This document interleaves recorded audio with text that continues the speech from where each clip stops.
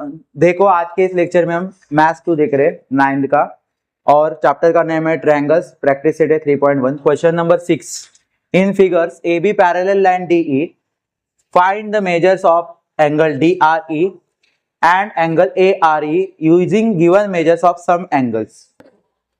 मतलब इस फिगर में कुछ एंगल्स का मेजरमेंट दिया है और उसकी हेल्प से हमें दो एंगल्स फाइंड आउट करने बोले।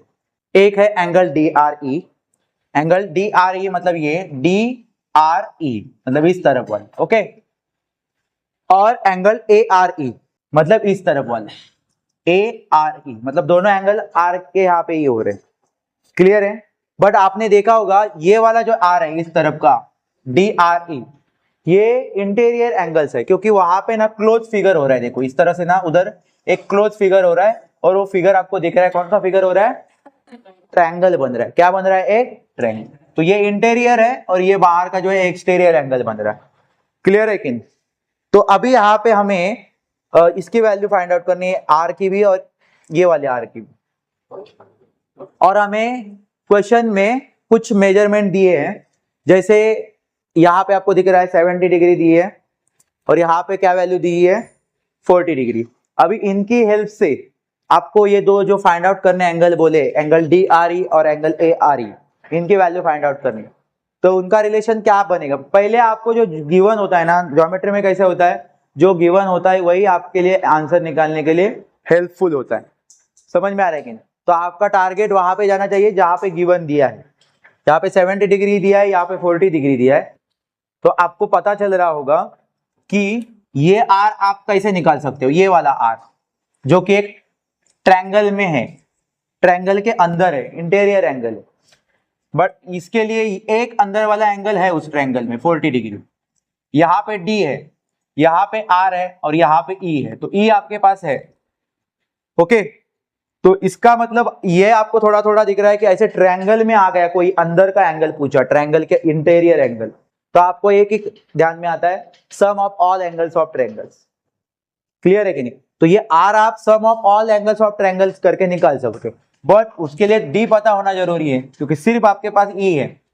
तो इसका मतलब आपका पहला टारगेट होगा डी को निकालना। अगर आपने डी निकाल दिया तो फिर आप क्या कर सकते हो? आर निकाल सकते हो। क्लियर है? और फिर ये आर आपका आ गया, ये वाला आर, तो ये आर आने के लिए आप लोगों के दिमाग में एक ही चीज आ रही होगी कि ये एक लाइन के ऊपर दोनों एंगल पास पास में है।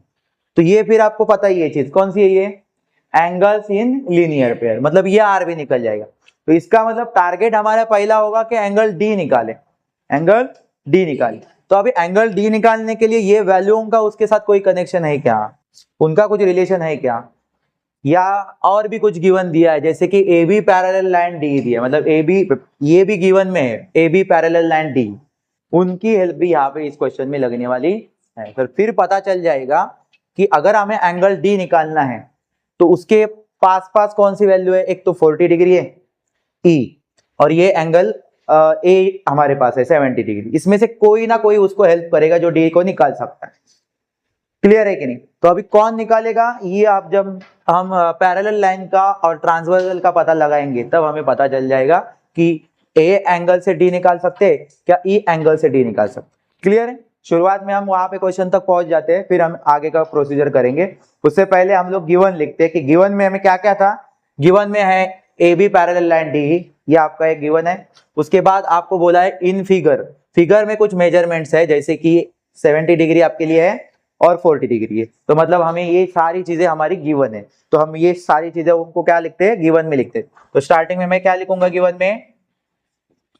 A B parallel line D. यहां तक आपको समझ में आया? ये गिवन है, आप लोगों ने लिखा, या आपको क्वेश्चन में ही था। उसके बाद आपको फिगर में देखना है वैल्यूओं को। तो देखो बी ए डी, क्या है वैल्यू आपके पास? ए, तो आपको 3 लेटर में नाम लिखना है, तो आप बी से शुरू करोगे, ए और डी। हो गया कि नहीं? तो एंगल बी ए डी आपके पास दिया गया है, उसका वैल्यू क्या है? कितना है वैल्यू? B A D. ये 70 डिग्री किसका वैल्यू है? एंगल ए का। ओके, लेकिन एंगल ए का 3 लेटर में नाम क्या है?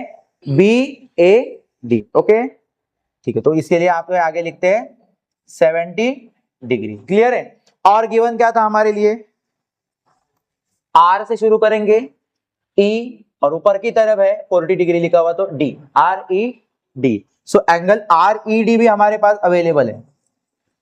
अगर किसी को नहीं आया 3 लेटर में नाम लिखने, तो वो सिर्फ एंगल ए लिख सकता है, एंगल ई लिख सकता है। क्लियर है। बट आपका हाफ मार्क्स या आपका प्रेजेंटेशन थोड़ा सा खराब दिखेगा, इसलिए आप ज्यादा से ज्यादा ट्राई करो कि हम पूरा लिखे वहां पे। क्लियर है। 3 लेटर में ज्यादा से ज्यादा नाम लिखने का ट्राई करो। ओके, चलो, तो यहाँ पे हमने आर ई डी का वैल्यू भी हमें क्वेश्चन में अवेलेबल है, उसका वैल्यू लिखा 40। गिवन खत्म हो गया। उसके बाद हमें गिवन में कुछ नहीं दिख रहा है। गिवन में पहले हमें दिखा पैरेलल लाइन, वो लिख दिया। उसके बाद फिगर में कुछ वैल्यूज है वो बोले, तो वो वैल्यूज लिखे। 70 डिग्री दिख रहा है, 40 डिग्री दिख रहा है। ओके, तो गिवन आपका एंड। अभी हमें क्या लिखना है, क्या फाइंड आउट करने बोला है क्वेश्चन में, टू फाइंड आउट करने बोला है। देखो, दो एंगल फाइंड आउट करने बोला है, डी आर ई और एंगल ए आर ई। शुरुआत में ही मैंने बताया वो डी आर ई कहाँ पे हो रहा है। एक डी आर ई इंटीरियर हो, क्योंकि वो ट्रायंगल में है, ट्रायंगल के इनसाइड में है, और एक एंगल आर वाला जो बाहर की तरफ है। क्लियर है कि नहीं। तो उसके लिए हम लिखेंगे कि हमें फाइंड आउट करने वाले दोनों एंगल का नाम लिखो जो फाइंड आउट करने बोला, angle D R E and angle A are. समझ में आया। और इसके बाद हमारा काम चालू हो जाता है सॉल्यूशन का। क्लियर है। तो सॉल्यूशन में आपको अभी एक चीज इंपॉर्टेंट है, वो मैं बताऊंगा। हमें यहाँ पे पहले ही स्टार्टिंग में क्वेश्चन के बोला था कि A B parallel line D E, तो हम वापस से वैसे ही लिखेंगे सॉल्यूशन में, A B parallel line D E. लेकिन अभी हम लोग, मैंने आपको बोला था कि आपको कौन सा एंगल फाइंड आउट करना है, आपका कैसे भी टारगेट डी रहेगा, और डी से आपको ये दोनों का वैल्यू आराम से मिल जाएगा। क्लियर है कि नहीं। तो डी के लिए हमें ये दो पैरेलल लाइन की हेल्प लेनी है, और ये ट्रांसवर्सल देखो, ट्रांसवर्सल मतलब ये दो पैरेलल लाइन को कट करने वाला। ट्रांसवर्सल का मतलब क्या है कि वो जो दो पैरेलल लाइन होते हैं उनको कट करने वाली लाइन कौन सी है। और पैरेलल लाइन उन्होंने पहले ही बोले ए बी। मैं साइड में उसका फिगर बनाता हूं, अच्छी तरह से आपको समझ आएगा। ये फिगर में सारा ये दिए हैं, लाइंस दिए, तो आपको सिर्फ पैरेलल लाइन के बारे में बताता हूं। ये पैरेलल लाइन है ए बी। ओके, उसके बाद दूसरी पैरेलल लाइन का नाम क्या है, डी। ये देखो इधर है, तो उसका डायरेक्शन भी वैसे ही रहेगा। क्लियर है। और ये जो है उसको काटने वाली लाइन देख रहे हो, काटने वाली मतलब यहाँ पे देखो डी को टच किया है ये लाइन ने, यहां तक ए बी को टच किया है, तो उसका नाम क्या बन गया फिर, एडी। क्या नाम बन गया, एडी। तो हमारे ट्रांसवर्सल का नाम क्या हो गया, एडी। तो क्लियर है, आपको ट्रांसवर्सल समझ में आया। हाँ, सो यहाँ पे मैं उसको भी, ट्रांसवर्सल को भी बना दूं। ओके, क्लियर है। ठीक, अभी हम देखेंगे, यहां पे लिखेंगे and AD is transversal. Okay, क्या लिखेंगे, एडी इज ट्रांसवर्सल। समझ में आया। इतने तक आपको समझ में आया क्या किया। हाँ, शुरुआत में हमें क्या फाइंड आउट करना है, एंगल डी की वैल्यू, तो उसकी हेल्प निकालेंगे। अभी डी कहाँ पे बन रहा है बच्चों, ये देखो यहाँ पे बन रहा है। समझ में आ रहा है। और ये ए कहाँ पे बन रहा है, ये देखो यहाँ पे बन रहा है। ओके, समझ में आया। ये ऊपर भी है, ये ऊपर, नीचे इधर ई है। समझ में आ रहा है आपको। ओके, क्लियर है। अभी देखो, आपको यहां पे दिख रहा है ये डी और ए,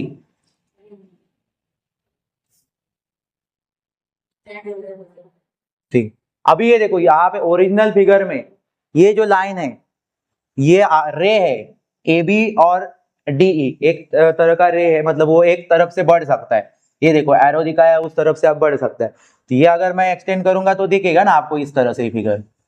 समझ में दिख रहा है कि नहीं, इस तरह से फिगर दिखने वाला है। तो ओरिजिनल फिगर में मैंने चेंज नहीं किया, यहाँ पे आपको दिखा रहा।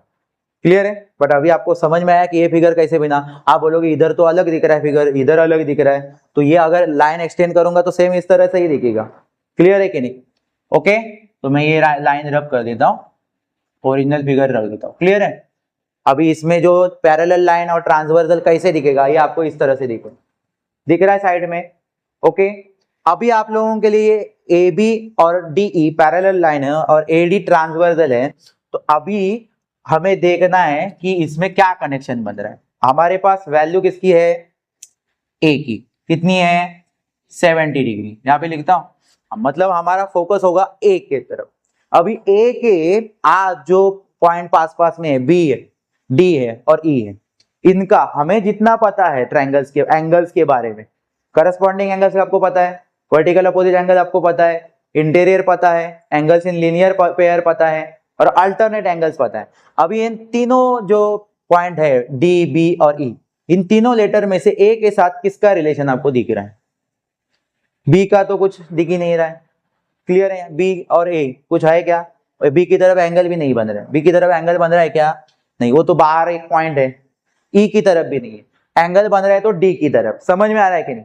तो ए और डी का क्या रिलेशन है?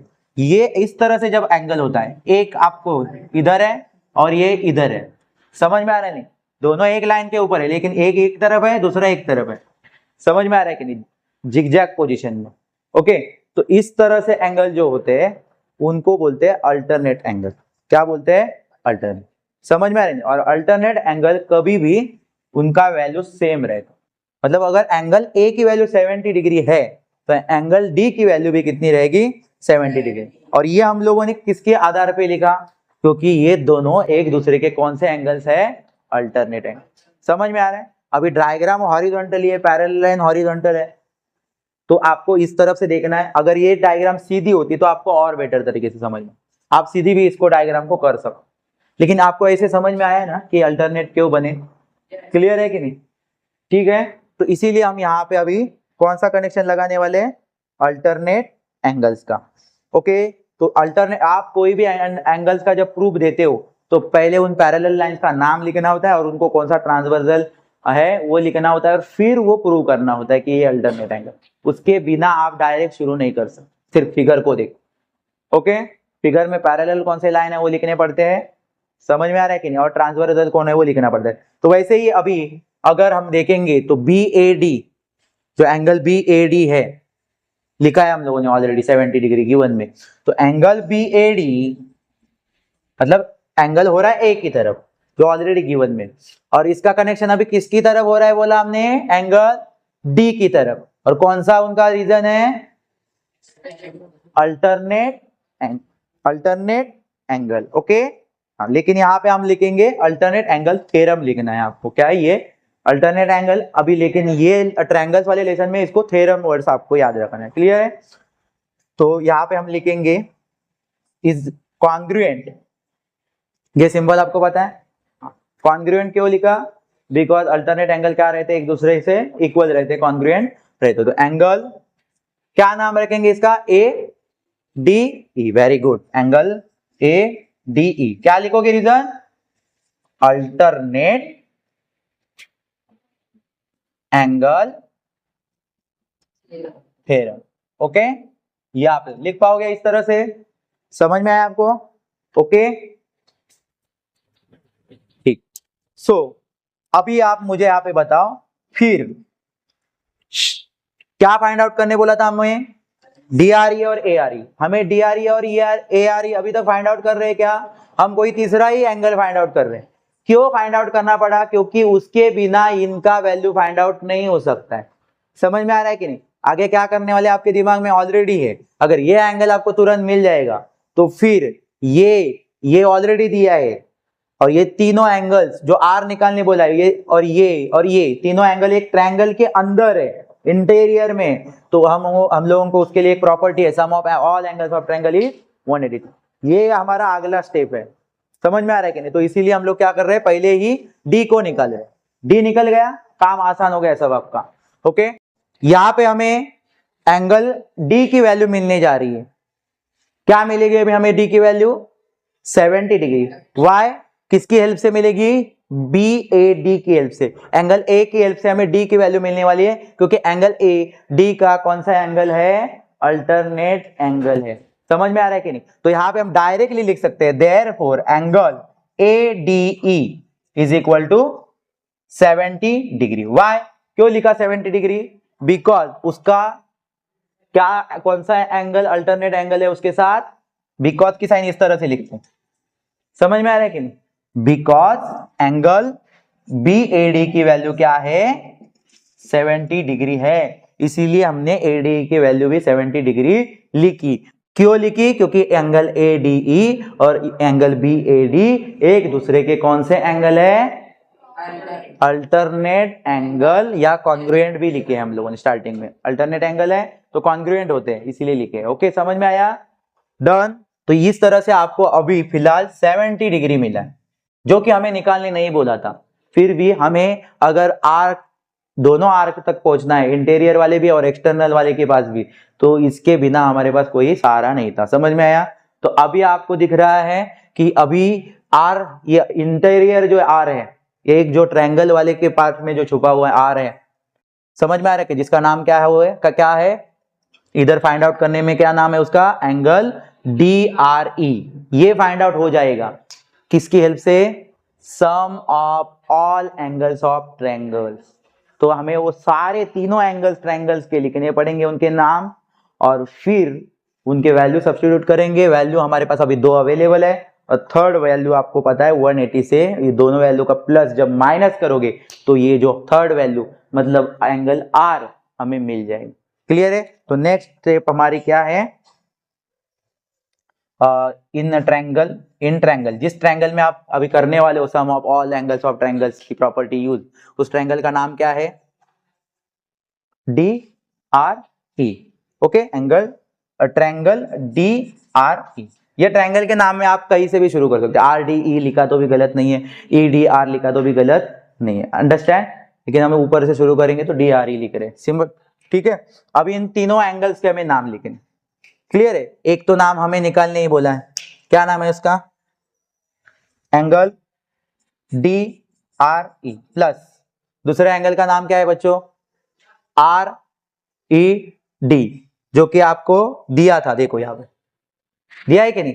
हाँ, एंगल RED, और यहां पे भी आप देख सकते हो E के यहाँ पे 40 डिग्री। चलो तीसरा अभी निकाला हमने ढूंढ के, हाँ, ADE, बट अभी इसका नाम इस ट्रायंगल के लिए देख रहे हैं हम, तो इसका नाम अभी चेंज हो गया है।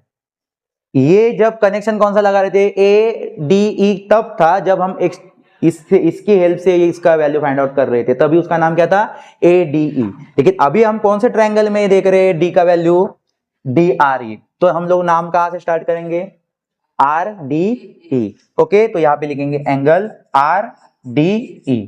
समझ में आ रहा है? लेकिन वैल्यू ADE की लेंगे।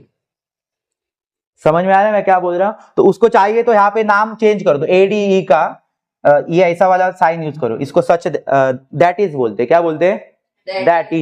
That is angle RDE is equal to 70 degree. समझ में आ रहा है? ऐसे लिख के आप फिर अब यहाँ पे डायरेक्ट RD लिखो, तो यहाँ पे एक ऐड करो स्टेप।